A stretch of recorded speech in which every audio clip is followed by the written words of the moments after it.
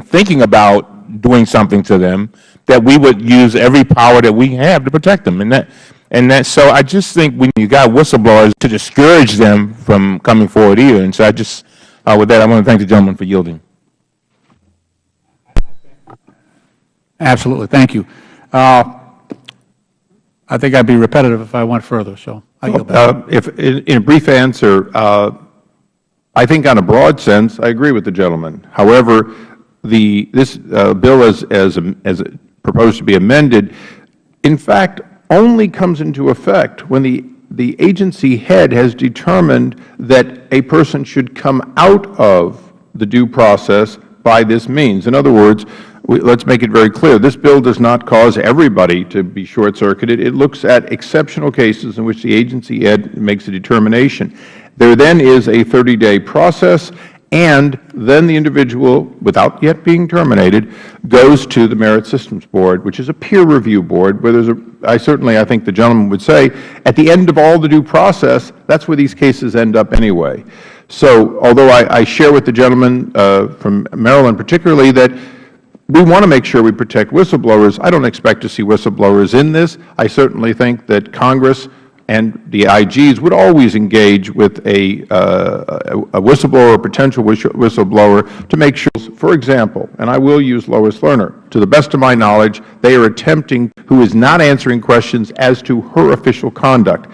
The law specifically allows someone to be terminated if they refuse to answer questions about their conduct of their actual job to expedite it, and that's where this narrowly crafted bill takes effect. But I do share with the gentleman from Maryland that we want this to end up with whistleblowers. We certainly want to make sure this is the exception, but it is an opt-out that avails itself in those narrow situations. And with that, I recognize the gentleman from Virginia. Move to strike the last word. The gentleman is recognized. Mr. Chairman, his reading of this bill be that whistleblowers do not need a separate carve-out, do not need protection. Yes, I thought I heard the Chairman say that his reading of this bill is that it is constructed in such a way that whistleblowers would not need a carve-out or protection because, by definition, they're excluded. No, actually, and maybe I'm speaking ahead of the amendment, there is an amendment, I believe you may be involved. That's correct. That will perfect that. Okay. And I'm looking forward to that amendment. I would have taken it first. Gotcha. All right. Thank you, Mr. Chairman. I now yield to my friend from Massachusetts. I thank the gentleman. Just to talk to the Chairman's point, where he said this is a narrow set of cases where the 30 days notice and the due process would be applied.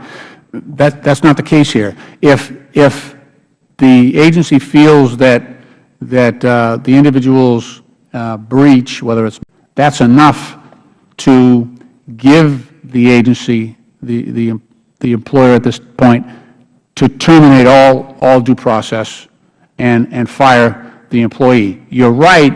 After the fact, they have a right of appeal, but they're gone. And all it needs to be is that there's a determination by the agency that the violation was serious. Serious. One word. Serious. That's all.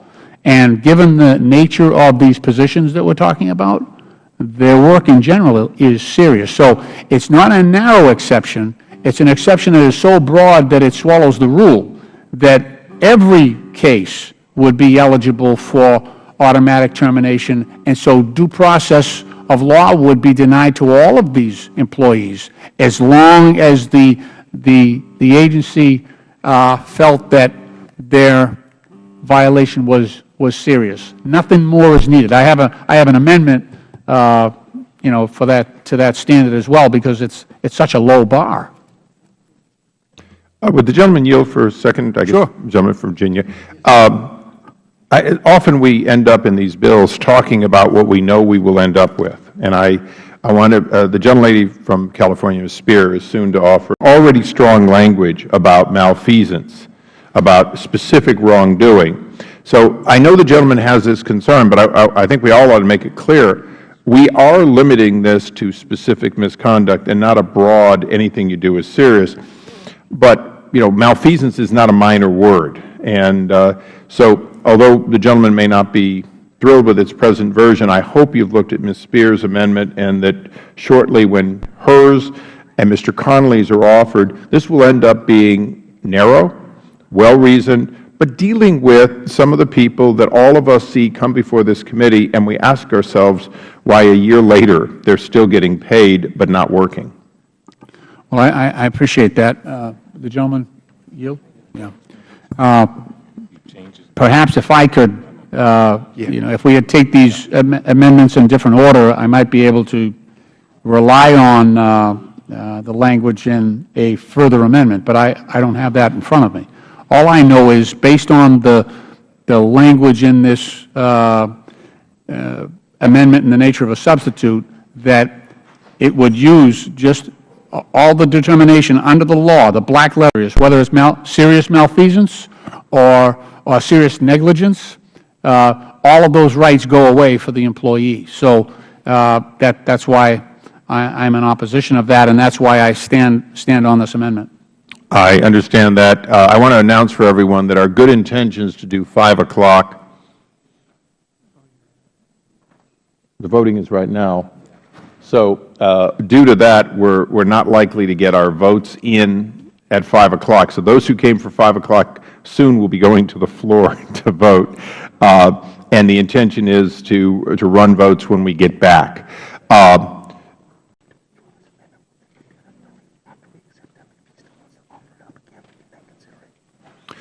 Before I call the amendment, the parliamentarian has informed me that you do have one, if you'd like to have an immediate vote after the other amendments presumably have passed, if you still feel necessary. But if it's not going to make any difference, we'd be happy to vote it now. Yeah, I'd rather vote it now. With that, the question occurs on the gentleman from Massachusetts amendment to amendment in the nature of a substitute. All those in favor, please say aye. Aye. Those opposed, no. No. In the opinion of the Chair, the noes have it. The noes have it. The amendment is not agreed to. Does anyone else have an amendment? Ask for a roll call on that. That will be postponed, but be held. Another amendment. Mr. Connolly. Oh, I'm sorry. Does the ranking member have one? No. Mr. Connolly, I'm prepared to accept your amendment. Would you like to offer it? Thank you very much. It's been The clerk will read the amendment.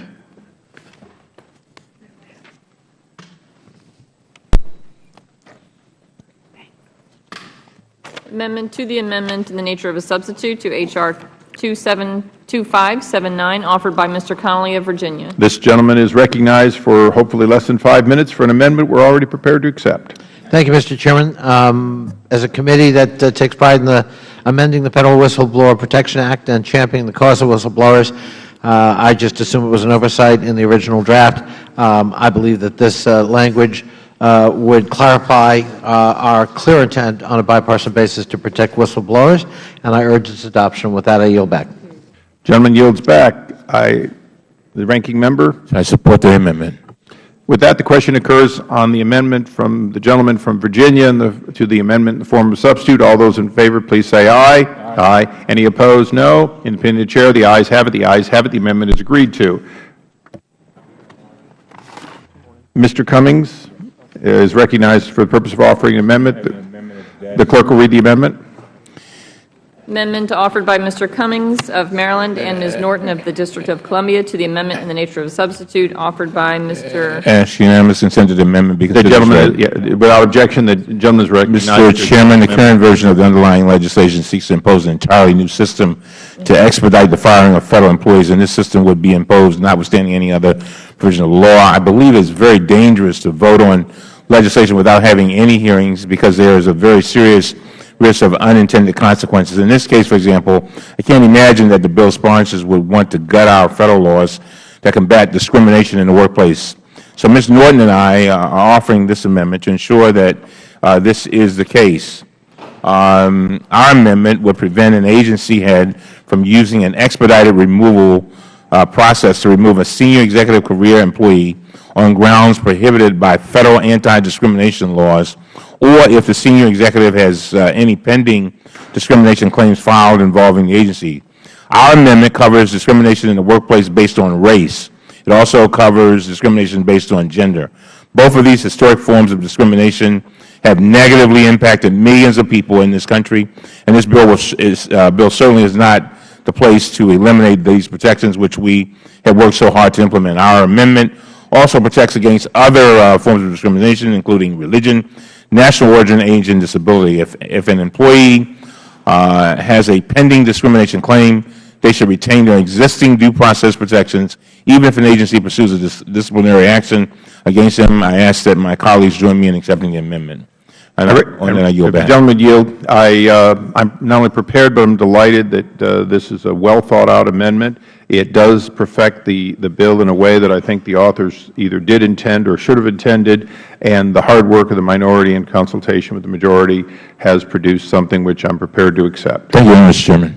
With that, the question occurs on the gentleman's amendment to the amendment in the nature of a substitute. All those in favor say aye. Aye. Any opposed, no. In the opinion of the Chair, the ayes have it. The ayes have it. The amendment is agreed to. With that, we recognize the gentlelady from California, Ms. Spear, to offer an amendment. The clerk will read the amendment. Amendment to the amendment in the nature of a substitute to H.R. 2579, offered by Ms. Spear. The gentlelady is recognized to explain her amendment. Thank you, Mr. Chairman. I'm disappointed that the legislation being offered here by some further demonizes Federal employees. What message are we sending to the thousands of competent and dedicated people in the Federal Government? Leave and go to the private sector to make more money? That public service is bad and certainly not worth the furloughs and pay freezes and routine attacks? That they are presumed guilty and can be unilaterally fired by an agency head with little recourse? I agree that there are a few bad apples in every bunch, and that the Federal Government must have the ability to fire employees if they are incompetent or commit a serious breach or criminal act. Accountability is an essential tool for any manager, but the very reason we have a civil service is to ensure that it is nonpartisan. Giving agency heads such broad powers turns that on its head. And current law already allows agencies to place senior executives suspected of criminal behavior on indefinite. Would the gentlelady yield for a second? I certainly will. We're very prepared to accept your amendment. It's well thought out and it makes important technical corrections, but we're nearing the end of the time to get to the floor. So with that, Mr. Chairman, I yield back. With that, the question occurs on the amendment to the amendment in the nature of a substitute. All those please signify by saying aye. Aye. Aye. Any noes? In the opinion of the Chair, the ayes have it. The ayes have it. The amendment is agreed to. Mr. Lynch is recognized for purpose of offering an amendment. The clerk will read the amendment. Is this it right here? Yep. Amendment to the amendment in the nature of a substitute to H.R. 2579, offered by Mr. Lynch. The gentleman is recognized to explain his very acceptable amendment. Well, thank you. Mr. Chairman, all this does is require that the misconduct be knowing. Let me think here. This amendment will ensure that senior executive misconduct is significant enough to justify allowing the agency to place the employee on investigative leave without pay or to eliminate the 30 days advance notice prior to being removed or placed on suspension. The amendment would require the employee to have knowingly or intentionally engaged in misconduct, neglect of duty, malfeasance, or appropriations of funds. And I urge the members to support this amendment. The gentleman, if the gentleman would agree that we be able to make such technical conforming language to make sure that both Ms. Spear and you are not conflicting with redundant words. The spirit is similar. We agree to it. And with that, I would be happy to accept the amendment if the gentleman would yield back. Okay, absolutely, Mr. Chairman. It's just that the location of my language is different than the location. No problem at all. As long as All the right. majority Then I minority agree. agree to the language not being confusing, we're good. It's strictly technical. Okay, great. Thank you. With that, the question occurs on the gentleman's amendment to the amendment in nature of substitute. All those in favor say aye. Aye. Any opposed, no. In the opinion of the Chair, the ayes have it. The ayes have it. The amendment is agreed to. With that, the question rises on the amendment to the amendment.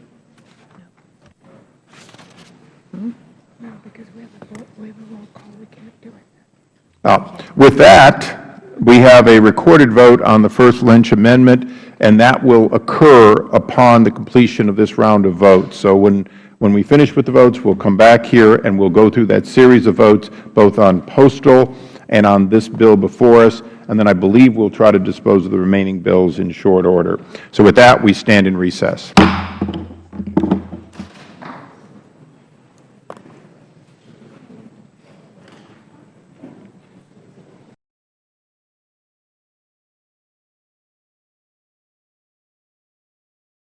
out of the bill in 1995 and argued away as the final version was determined. We worked with Cass Sunstein, who at that time was the President's head of OIRA, and also with Susan Dudley from President Bush's OIRA office to be able to work through solutions on that. Those solutions have been added into it. This is a bill by Virginia Fox that is an excellent revision to the Unfunded Mandates Reform Act, and I would move that we would both hear it and then pass it on. With that, I yield back. If the gentleman would yield. I absolutely would. Without taking any additional time than necessary, I agree with the gentleman. This committee has held more than 30 hearings on this subject, both full committee and subcommittee. The bill is well thought out and has been produced in consultation with Cass Sunstein and the Obama administration. Yet the regulatory state continues to grow without the safeguards originally intended by the Unfunded Mandate Act. And I do want to thank both you and Chairman Jordan for the efforts you have made with OMB and other agencies to try to get to a bill. Unfortunately, like any bill, it will be subject to amendments. We will hear many of them today, but I believe that the answers are now known by the committee in no small part thanks to your hard work as Chairman, and I yield back and thank the gentleman. With that, I thank the gentleman. This is a bipartisan piece of legislation and look forward to the conversation. Thank the gentleman. We now recognize the gentleman from Massachusetts, Mr. Lynch. Thank you, Mr. Chairman, and I thank the gentleman from Oklahoma. I have a prepared statement here that I've been asked to deliver, which without objection, the entire statement will be pasted in the record, and you may read all or part of it as you see fit, of course. Yeah, it's quite a bit here. Let me just read it. I've been asked to read it. This bill is an assault on the health, safety, and environmental protections on which our nation relies. This bill would erect new barriers to slow down the rulemaking process by tying up agencies in endless analysis and court battles. One of the worst parts of this bill would allow private industry to have the opportunity to influence a proposed agency rule before it is even made publicly available. And, for example, under this bill, BP could have an opportunity to weigh in on the oil spill protection rules before the environmental remediation experts do. Monsanto could have the chance to influence food safety rules before health experts do, and mortgage companies could get the first shot at shaping consumer protection for homeowners. Agencies could consult the industry on proposed rules, but private corporations should never be given an explicit and unfair preference over other stakeholders, particularly American families and consumers, when these rules are designed to protect them.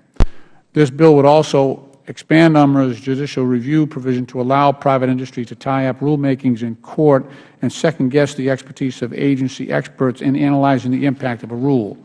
These are just some of the problems with the bill. It will be a dream come true for corporations, but will be a nightmare for consumers. I ask unanimous consent to insert in the record a letter from the Coalition for Sensible Safeguards. This letter expresses the opposition of more than 70 scientific, good government, faith, health, and environmental, labor, and public interest groups. Without objection, so ordered. And since I still have a little bit of time left, there is credence in many of those claims in that statement. I am concerned with the judicial portion of this. I have a further amendment that would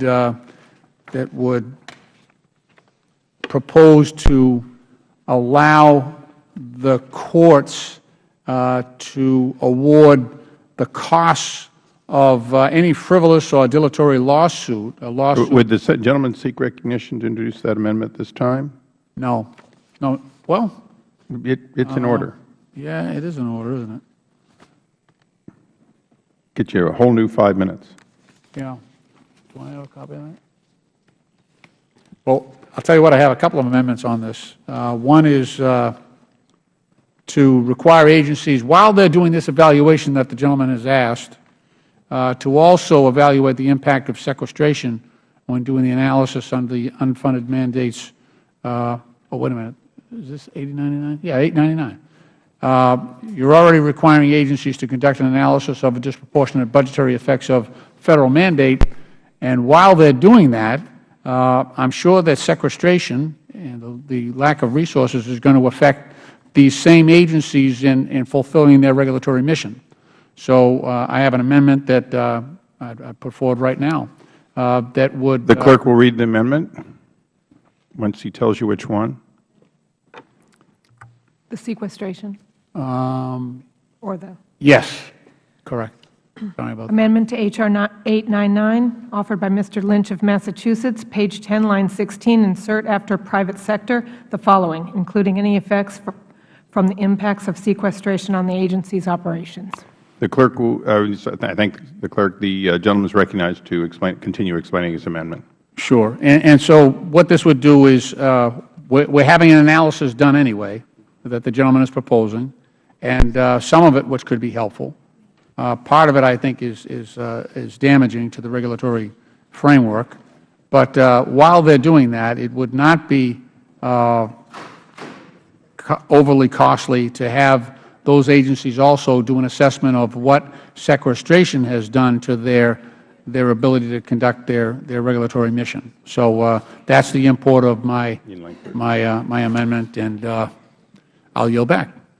Thank the gentleman. We recognize the gentleman from Oklahoma to speak in opposition. While I most certainly agree that there are effects of sequestration, thankfully they have not been as severe as it was advertised at the beginning on it. I do have some questions and thoughts about this amendment, though. One is obviously putting into the law that they have to continue to figure the effects of sequestration. The way that this is written, 15 years from now, after sequestration is long gone, this agency is still trying to determine the effects of sequestration on something that happened 15 years before. If we don't change the law 25 years from now, they're still trying to figure and determine a cost of sequestration on something that's been gone for 25 years.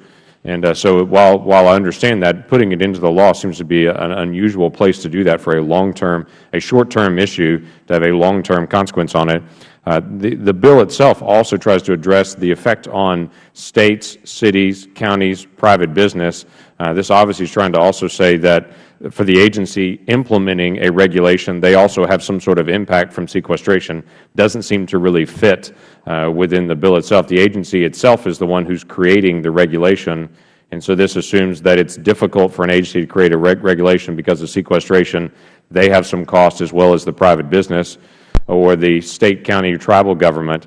So it seems a little convoluted in the process on that. I'm not sure this is a really good fit. I absolutely would yield. I would just anticipate doing this while sequestration is in effect. I think the gentleman is right. It would be very difficult once sequestration has ended for us to sort of extrapolate and figure out what the long-term impacts beyond that would be. So I would certainly, if it requires a finer amendment or a clarification, I would certainly make sure that if this amendment were accepted, it would only be operative during sequestration. So I'm still at the same spot, though. You're assuming the agency that's creating the regulation is complaining about the cost of them creating a regulation, when really the study is the impact that it has on a tribal government, state, county, city, or private business. So the study is not its effect on itself. The agency is not creating a report so it can study itself. It's creating the evaluation when this impact occurs. What will the impact be outside of the government, not for the government? Obviously, the government looks a lot at the impact on itself. This is to determine, are we putting an unfunded mandate on people outside the government? I understand that, but it will affect the outside the government impact. If you're cutting the EPA by 20%, that's going to affect the EPA's ability to go outside of itself and complete its mission. That's what I'm asking. That's what I'm asking as part of your study. You're already looking at it.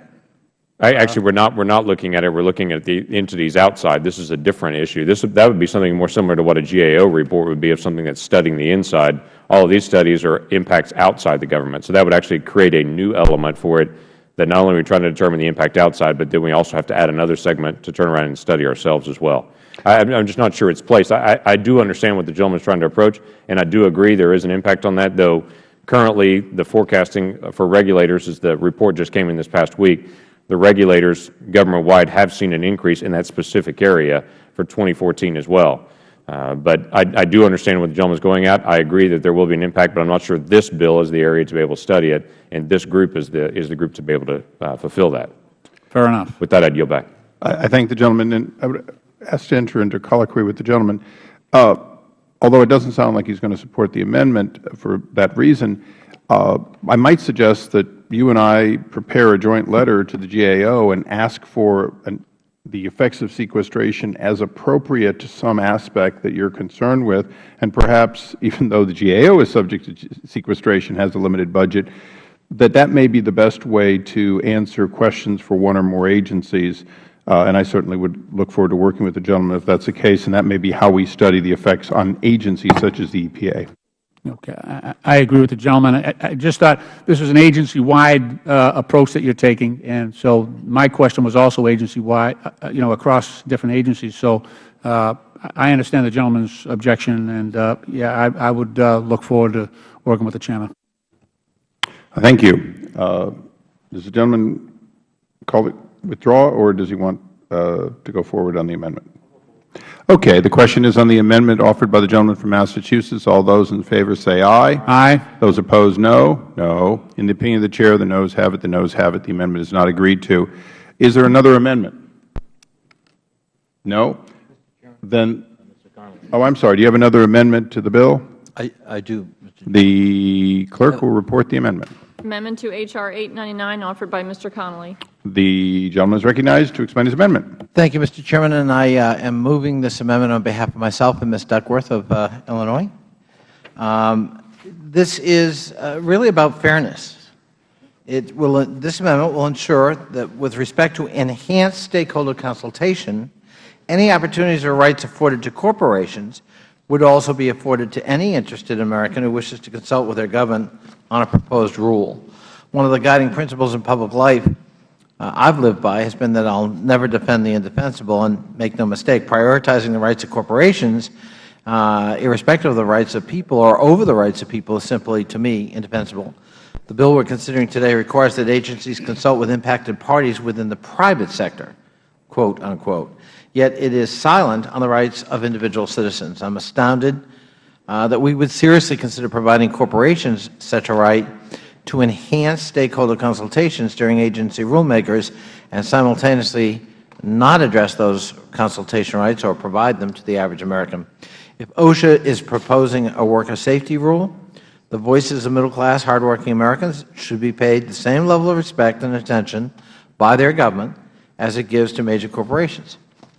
I strongly urge my colleagues to join me in restoring parity to this bill by empowering American workers with the same stakeholder consultation rights given to corporations, who, I would remind my colleagues on the other side of the aisle, are not people. Mr. Chairman, with that, I would yield to my colleague from Illinois. I thank the gentleman.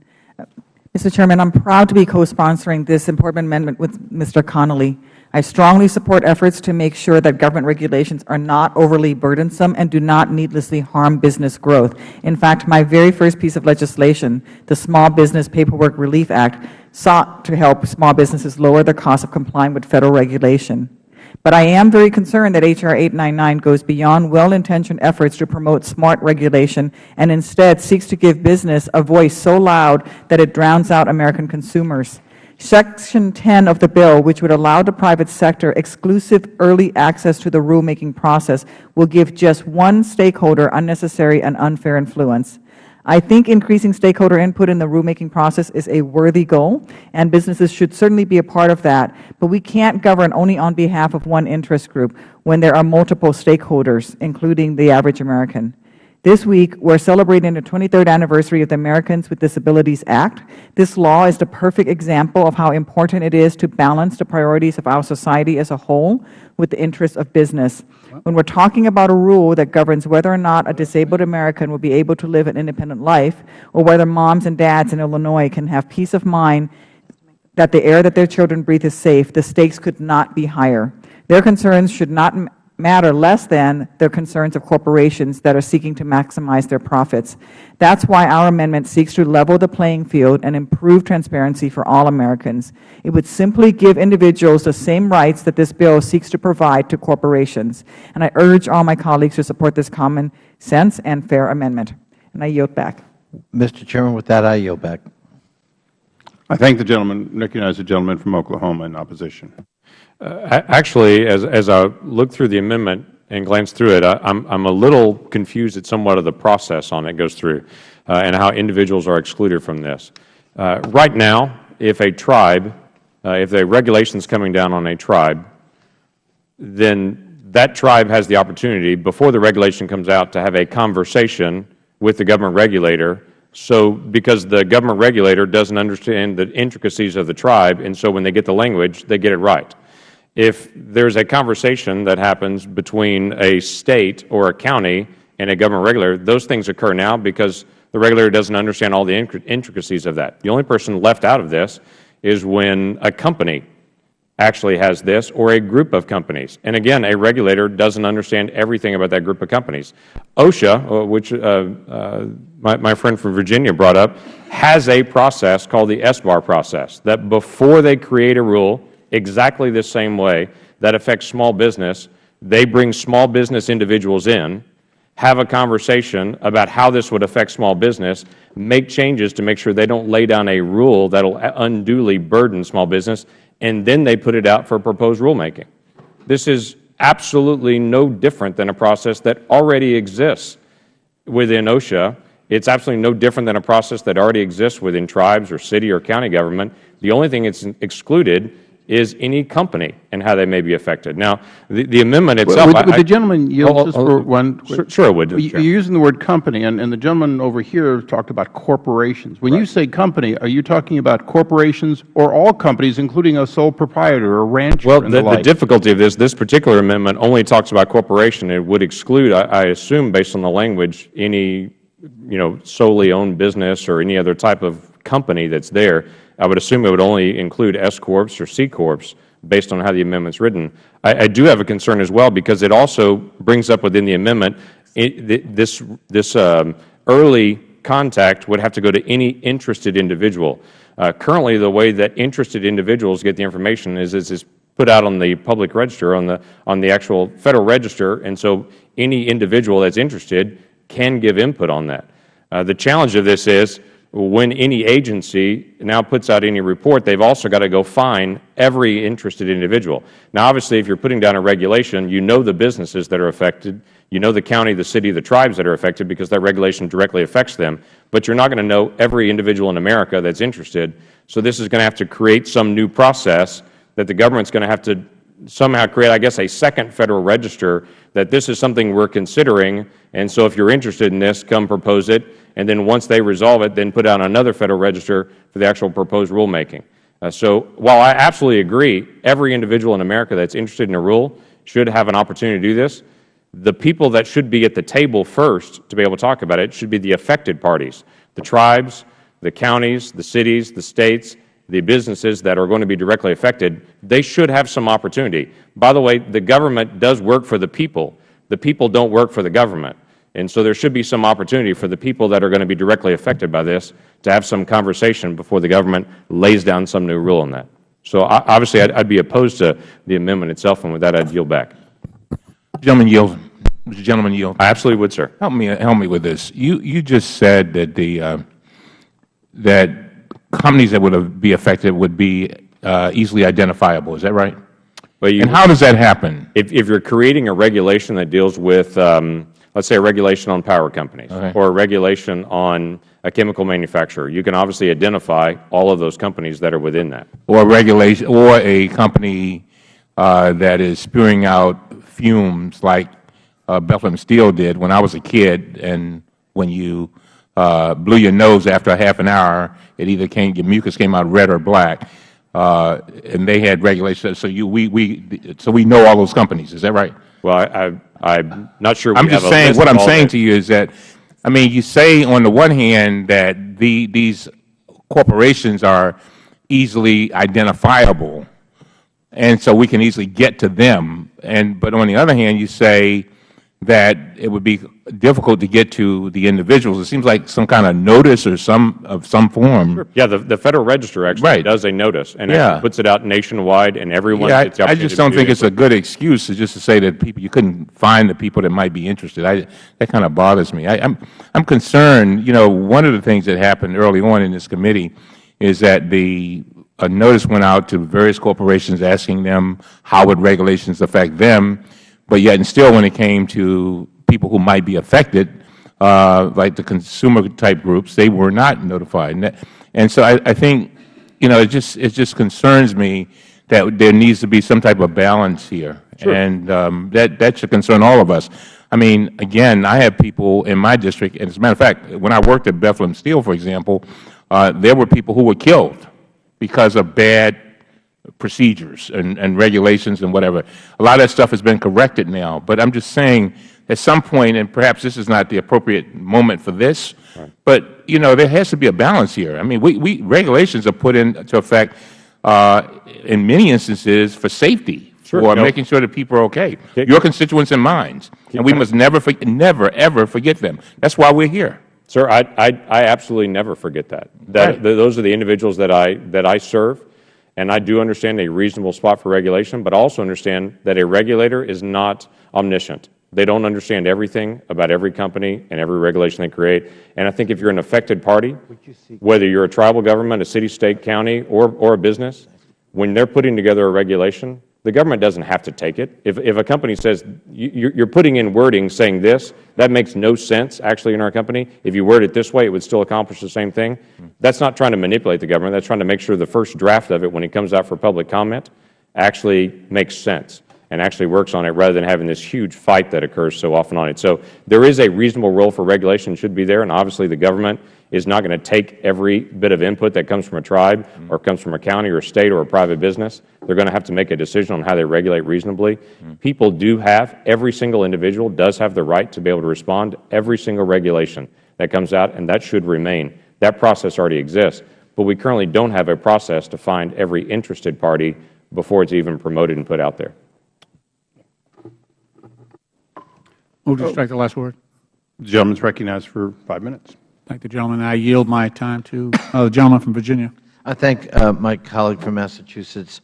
I just want to point out, despite what my friend from Oklahoma just said, Section 10 would require agencies to provide impacted parties in the private sector, not all impacted parties, but only those in the private sector, with an advance opportunity to provide input on proposed regulations.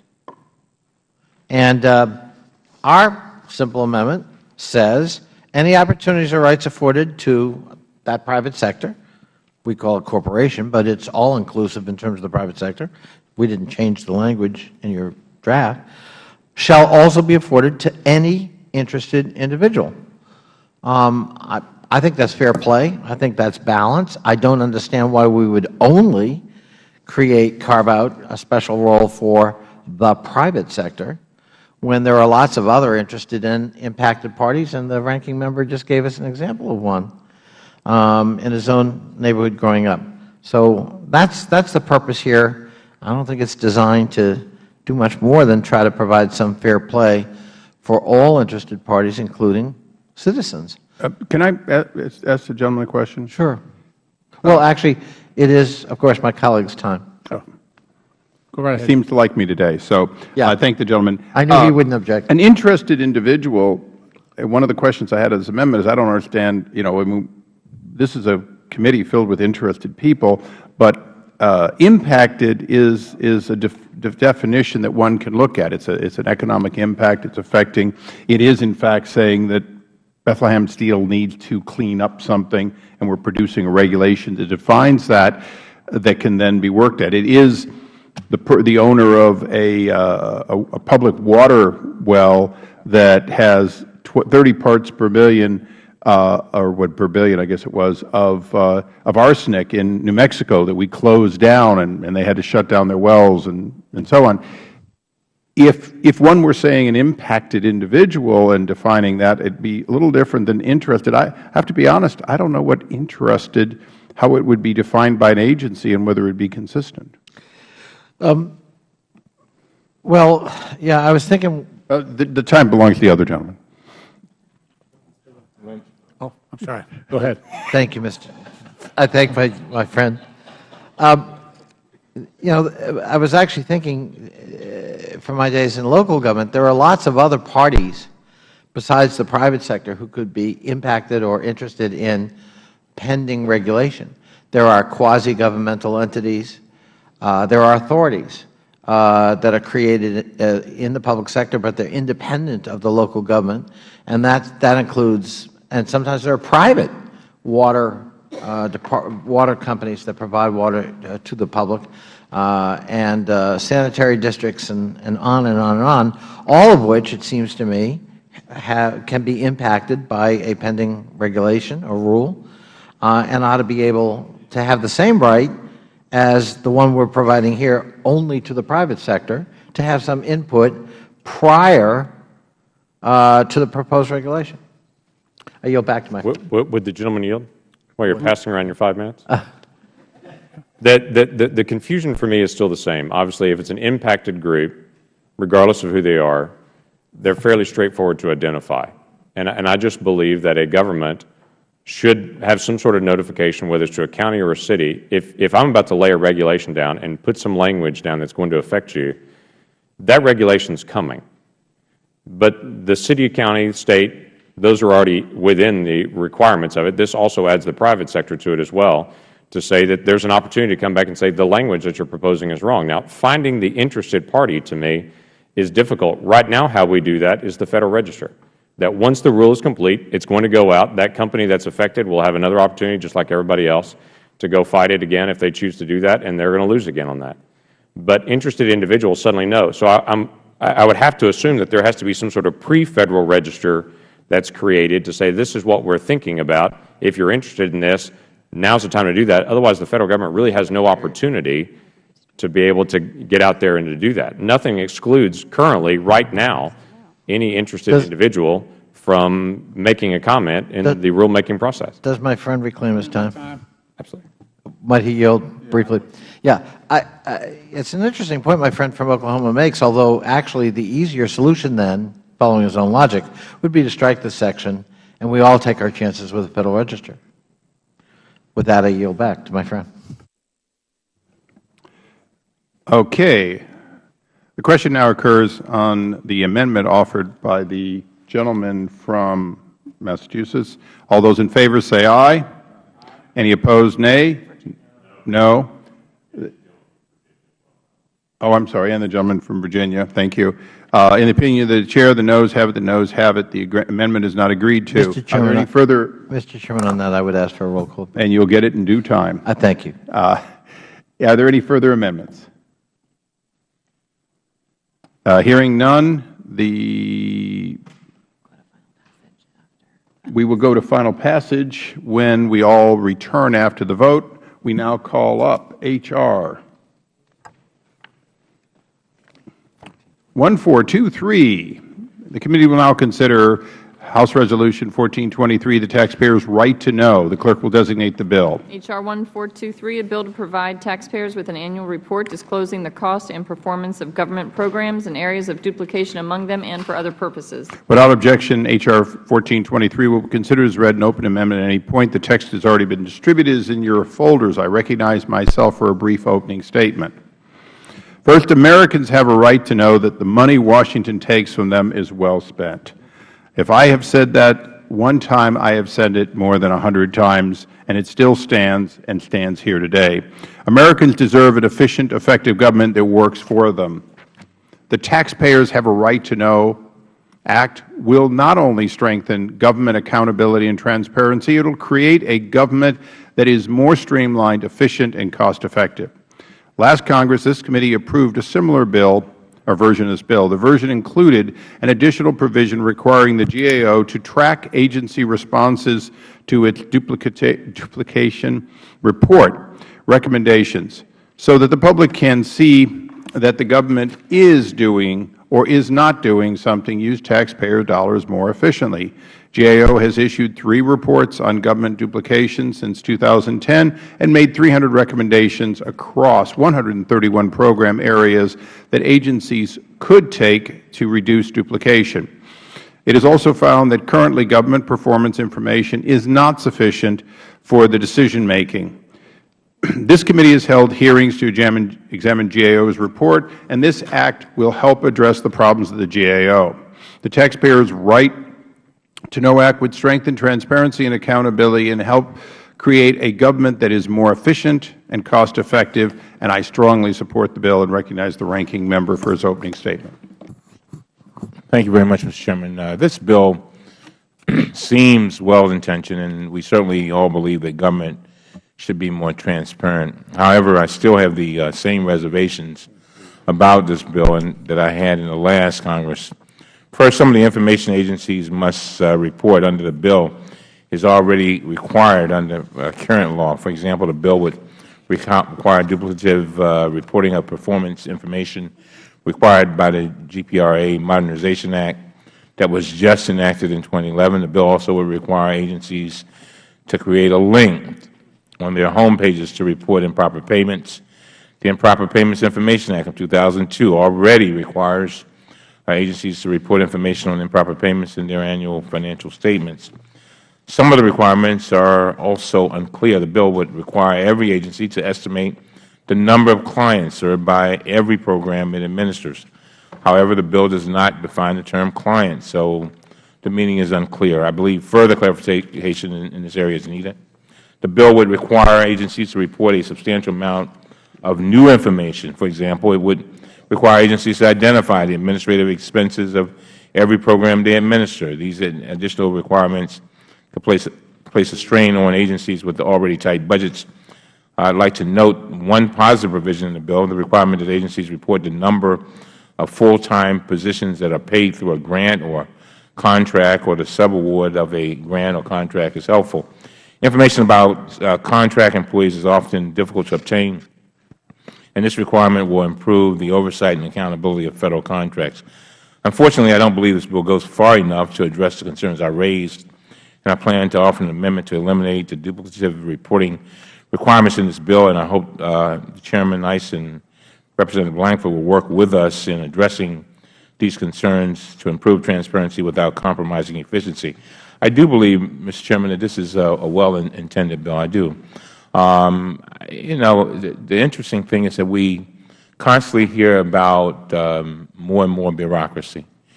And I think we have to balance everything we do. On the one hand, we want accurate information, and we want to be able to have information whereby we can act on it so that we can be more effective and efficient. But at the same time, I think we have to not almost go in the opposite direction, and that is putting more responsibilities on government, when at the same time we are telling government we want to spend less. We are talking about furloughing employees. We are talking about reducing the budgets of various agencies. And so I just think, you know, if we are going to have duplication, let's make sure that it makes sense. I mean, better still, get rid of the duplication and get the information we need so that we can do the job we have to do, but not have employees spending time gathering information and then gathering it again and gathering it again. And then the question always remains, and I'm sure that most members of Congress ask this question: what happens to the information? What do we do with it? And that to me is just as important. In other words, folk gather information. What do we do with it, and how do we effectively use that to address the issues that we are here to address? And you always say in your motto or preamble that you read at the beginning of every session, we're here to try to make sure we address these tax dollars in a way that's effective and efficient. Those are not your exact words, but that's basically where you're going. And so, with that, I'll yield back. I thank the gentleman. We now recognize, or all members will hold the record open until the end of the day, so members may submit their written statements. But I now recognize the author of the bill to strike the last word. Thank you. I do strike the last word. Thank you for recognizing me with that, Mr. Chairman. The gentleman is recognized for 5 minutes. We all came to fix status quo, I would assume. There are issues. We understand there are issues with Federal overlapping, duplication. The problem is we've all been in committee hearings. We've all interacted with government agencies, with GAO, with IGs, and have asked, how many do we have of this? And the response is typically the same: I don't know. Does that record exist? No, it doesn't. We can go get it for you. We can do a research. And it's simple things. It's simple things that every company in America has. Every company in America can tell you what programs do they actually do, what are they trying to accomplish, what different strategies are they doing, how many staff they assign to that, what's the cost of that, And what's the metrics of it? Is it actually working? We do that all over the place, but we don't do that within the Federal Government. We cannot say right now, through the agencies across the Federal Government, how many programs that we have. We don't even have a list of all of the names of all the programs that we actually do. We know there's a tremendous amount of overlap because GAO has done terrific studies for us. But now it's getting to the next level of that to say, where does that actually occur, and how do we work through the process of eliminating that? OMB is working very hard to try to identify those things. For that, they should be congratulated. That's the right thing for us to be able to do. But those are executive orders that they're trying to fulfill in this.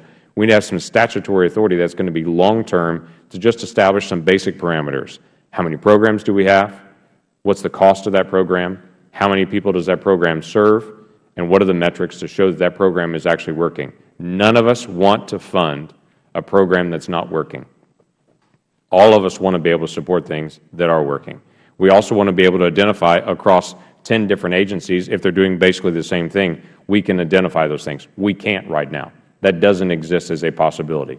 This creates a simple list that Congress, for decades to come, will be able to pull from and to be able to determine where do we have duplication. And in a government that has grown to our size that we are right now and the complexity that we are right now, it is reasonable to be able to pull together a single list that actually acknowledges all of those simple things so that OMB can evaluate that and so the legislative branch can evaluate that. That is a basic function that we cannot fulfill right now, even in our oversight responsibilities. So regardless of who's in the White House, regardless of who's running the House and the Senate, every time the legislature meets, they'll want this basic information that we don't have that we should. This establishes that process to try to get that, and I yield back. Will gentleman yield, please? Yes, sir, I would to you. Yeah, this is my only point. There's nothing wrong. There's nothing that you just said that I disagree with. Great, I'll take that as a vote yes. Don't go on Fox too fast. Every time I say I agree with you guys, next thing you know, that evening news, Fox. That'll get you a primary for sure, yeah. It's a headline. Well, let that be a lesson to you, Mr. Ranking Member. Does that mean that if I agree with you, you're on MSNBC? Gotcha. Headline. But all I'm saying is that I'm wondering if this does it. In other words, it's one thing if we're pulling all of it together, putting it under one umbrella, saying, okay, we already getting this information here, information there, and then bringing it all together. Right. Or do we still have? Or are we creating this provision whereby we're gathering the information you talked about, but yet and still we still got all this other stuff going on? You follow what I'm saying? I do, yes, sir. Can I reclaim my time on Sure, that? of course. Mr. Dodaro, when he was here, I asked him specific questions about what do we have and what do we not have. And I actually walked through the issues that are in this bill and asked him, do we have this, can we get this? None of them we have. Each one of them, as we went through, he said, no, we don't have that, no, we don't have that, no, we don't have that.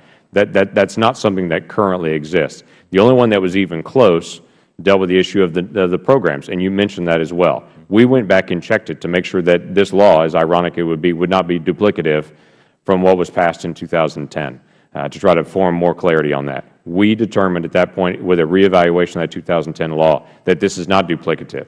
Those programs were put into a list, get into OMB, but is not into a master list with all of these things. So we wanted to make sure that we're not duplicative in even the request. But Mr. Dodaro from GAO, he determined as well in front of this body that all of this list we don't have in any format that unifies it together to be able to say this program costs this much, affects this many people, has this metrics of effectiveness, and is within this agency. Very well. With that, I yield back. The gentleman yields back. The Move to strike the last word. The gentleman is recognized for 5 minutes. I would note that we have a we have a vote on the floor. As a result, we will come back when we adjourn here for a moment, and we will conclude the last bills and then immediately go to the vote. So although people don't have to scamper back, be aware that we will vote immediately upon the conclusion of the last bill, which is one after this. The gentleman is recognized for 5 minutes. Two after this, one of which I believe is going to go very quickly. Thank you, Mr. Chairman.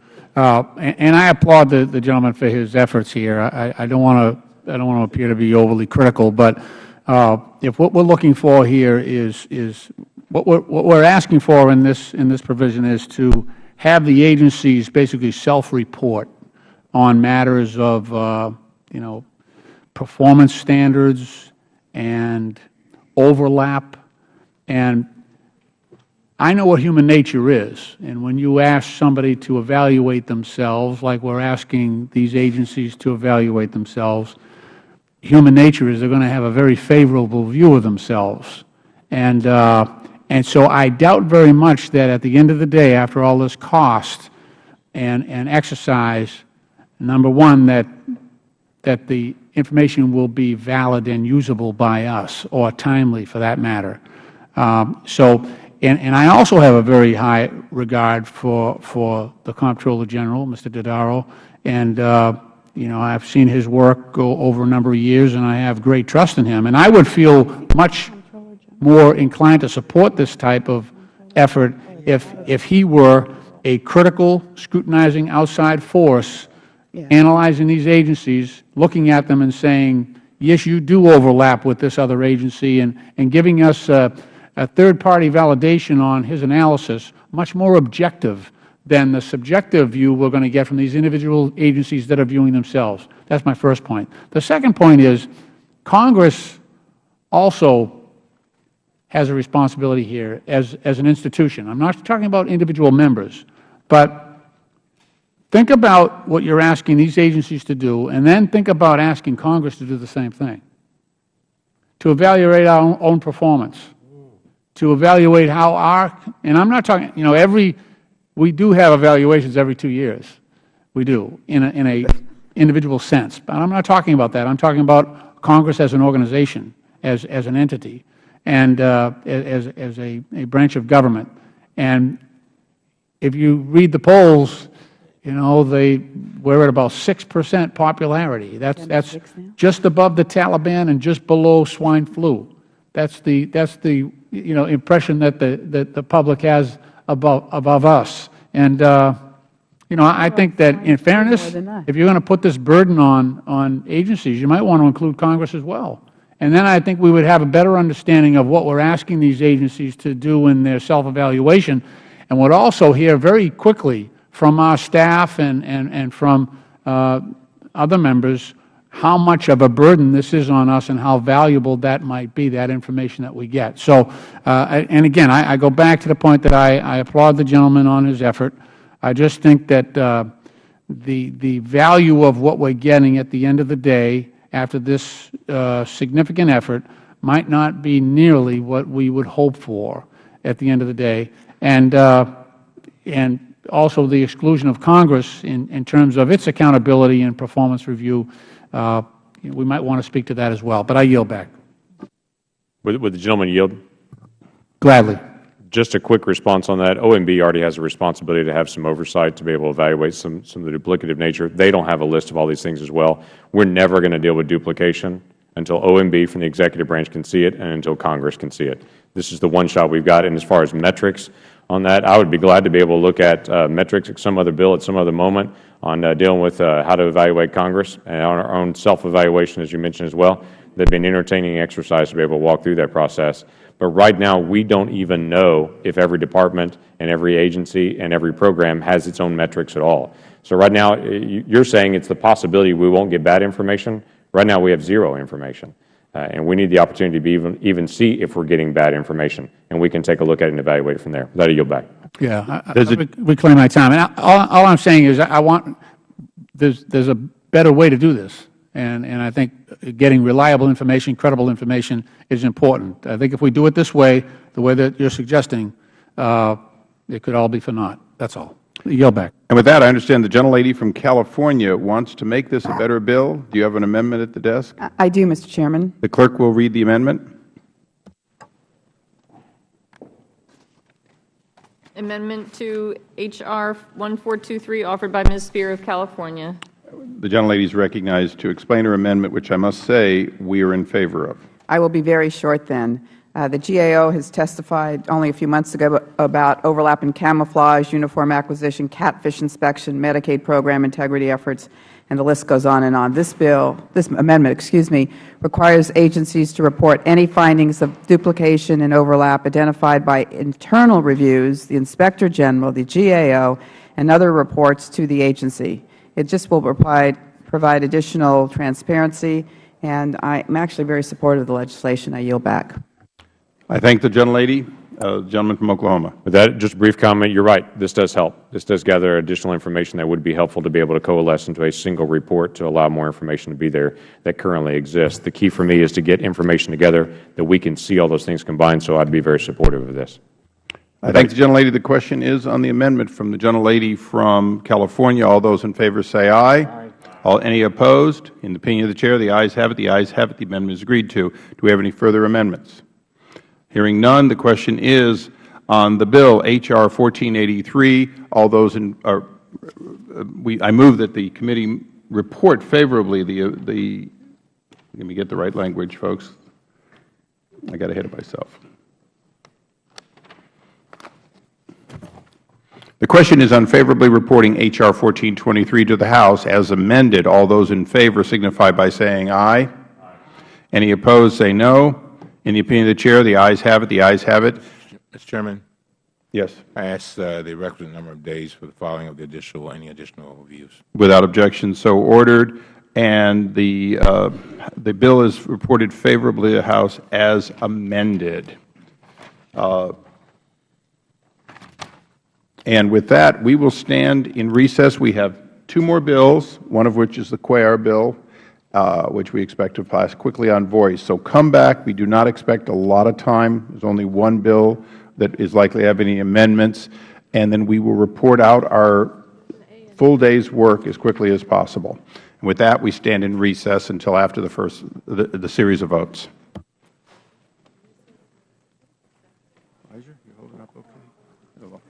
No. Yeah, so at least we get it done. We don't have to come back, and we'll get a lot of work that comes from this. Tell me.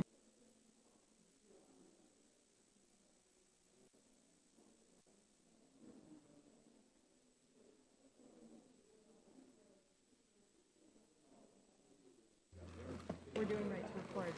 Yeah. Yes. Okay, ladies and gentlemen, we have two bills left, and when we have a reporting quorum and we've gone through the two bills, we will go to the vote. So please make sure members start gathering. The committee will now consider H.R. 2711, the Citizens Empowerment Act. The clerk will designate the bill. H.R. 2711, a bill to amend Title V, United States Code to establish certain procedures for conducting in-person or telephonic interactions by executive branch employees with individuals and for other purposes. Without objection, H.R. 2711 will be considered as read and open amendment at any time. I have an amendment in the nature of a substitute. The clerk will designate the amendment. Amendment to H.R. 2711 in the nature of a substitute offered by Mr. Issa. Without objection, the amendment will be considered as read and open for amendment at any point. The text has already been distributed and is in each of your folders. I now recognize myself for an opening statement. Each new rule and regulation imposes on American people an ever-expanding Federal bureaucracy and has diminished a government that is supposed to be by and for the people. Federal agencies not only get to write these rules, they get to enforce them. According to George Washington University law professor John Turnley, a citizen is 10 times more likely to be tried by an agency than by an actual court. In any given year, Federal judges conduct roughly 95,000 adjudicatory proceedings, including trials, while Federal agencies complete more than 939,000. It is, in fact, a 10-to-1 ratio of nearly 1 million by agencies. In these enforcement proceedings, citizens have fewer rights than in a courtroom. We have all heard stories of harassing, intimidating, and inappropriate behavior on the part of Federal officials representing agencies such as the IRS, EPA, or the Security Exchange Commission. There are bad actors in these agencies who intimidate, coerce, or lie, violate the public trust, and go far beyond. Far too often, the public is left without evidence to help prove Federal employee mistreatment. Although I am sensitive to all aspects and all claims about what the Citizens Empowerment Act, H.R. 2711, will do, when it came to this committee authored by Rep. Lynn Jenkins, it does, in fact, create the most important point that I think any body in Congress can do, and that is predictability. 39 states allow one individual to make a determination to record a conversation they are on, while only 11 states require both to grant permission. As I reviewed this bill and the amendments I have offered in the nature of a substitute, I realized that the American people deserve to know that wherever they are and wherever a Federal employee is, that there is a consistent answer to whether or not you can record them. This is particularly important when you consider that both directly and Federal employees through contract represent as many as 2 million points of being asked, can I record this conversation? It is inconceivable that we could produce consistency throughout a workforce without a single answer to that question. So, Federal employees trusted with serious responsibility, the vast majority of whom do nothing wrong and certainly would understand that in 39 states they may be recorded without their permission or knowledge, while in only 11 states could they in fact be asked for permission. We have made through this bill the decision that on behalf of the entire Federal workforce, the answer in advance is yes, you may. In order to do that, we ensure that we are not preempting State rights. A State which bans altogether recording would have a 10th Amendment claim. However, on behalf of the Federal Government, upon enactment, we are saying that you may record your conversations with Federal employees because we uniformly have said we give our permission. This does not in any way empower a third party to record or any other wiretap without warrant. It does ensure, though, that no matter where you are, no matter where the other party is, you know the answer. And with that, I recognize the ranking member for his statement. Thank you, Mr. Chairman. I oppose this bill not because I take issue with allowing individuals to record their conversations with Federal employees, but because I have seen no reason to preempt laws in 12 states, including both my home State of Maryland and the Chairman's home State of California, that require the consent of all parties to those conversations before they can be recorded. Under this bill, an individual could record a phone call or in-person conversation with a Federal employee without the knowledge or consent of that Federal employee. Under Federal law, an individual can already record a conversation if he or she is a party to the conversation. There are also 38 states with similar laws. There are 12 states, however, that require the consent of all parties. Maryland is one of those states. In Maryland, recording a phone call or private meeting without the consent of every party can be prosecuted as a felony. The punishment is up to 5 years in prison and a $10,000 fine. California's law also requires all parties to consent before a confidential conversation can be recorded. This bill would preempt the laws of those states, yet the committee has not held even a single hearing on the impact of this bill on those states. We have not heard from any officials from these states about why they might want to keep the laws their representatives passed and that their citizens support. I think it is highly irresponsible to upend their laws without so much as a hearing. This bill also could impact law enforcement. I ask unanimous consent to insert into the record a letter from the Federal Law Enforcement Officers Association expressing their concerns with the bill. This letter says, and I quote, "Put simply, this legislation does not work in the context of the Federal law enforcement and does a disservice to the brave men and women who are asked to put their lives on the line to protect us from terrorists and criminals. We should take the time to examine the concerns raised by this bill. It is my understanding that the House Republican leadership plans to bring this bill to the House floor next week. I think this is a mistake. I do not believe we should rush a bill to the floor just to fit the Republican leadership's message agenda. I believe we should hold hearings with State officials and law enforcement officials, and that we should hear testimony about the potential consequences of this bill before we rush to the floor. Just today, we heard earlier concerns about States' rights and how we ought to adhere and be respectful of what States do. 12 States have differing laws in this one, and the least we could do is provide a hearing to address these issues. Would the gentleman yield? Of course. I take no exception with the gentleman's opinion, but I did want to make one point for clarification.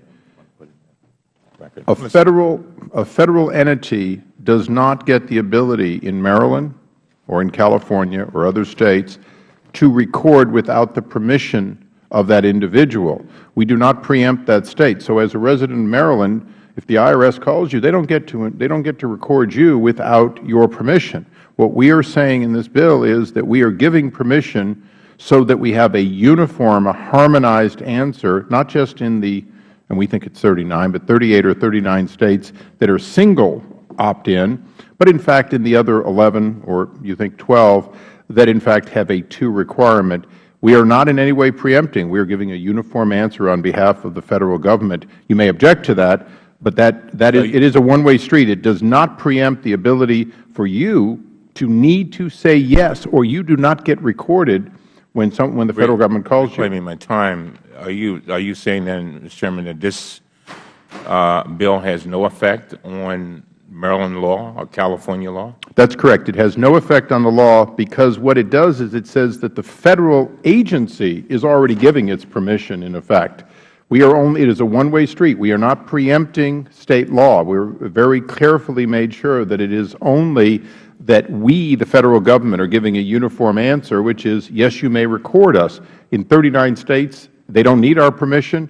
In 11, or perhaps 12, but we believe 11 States, they do, and we are giving it. That's the effect of the bill. It's one of the reasons that it was not hard to look at almost sort of a 4-to-1 ratio in 4 out of 5 States.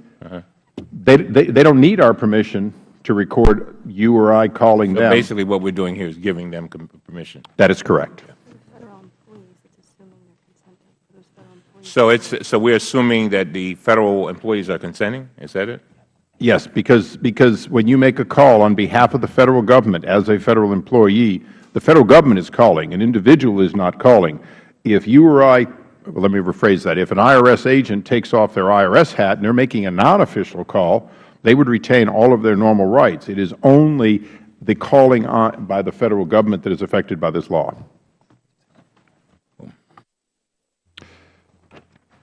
The bill is now open to amendment. Does anyone have an amendment to offer?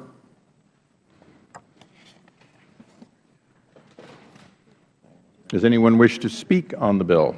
I have an amendment.